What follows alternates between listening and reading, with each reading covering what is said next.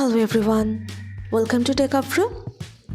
Today in this video, I'm gonna show you how to enable password alerts in your Android phone.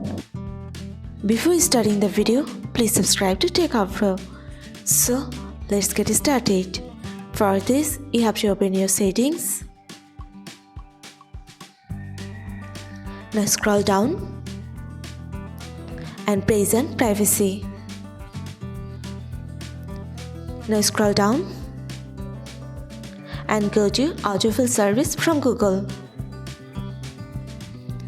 Now click on Google Password Manager. Press on settings. Here you can see the option of password alerts. If you want to enable this, you just have to turn on the button. That's it. So this is how to enable password alerts in your Android phone. So guys, that's it. You can do this. I think this video is very helpful to you. If it was, then give a thumbs up and hit the subscribe button. And thanks for watching.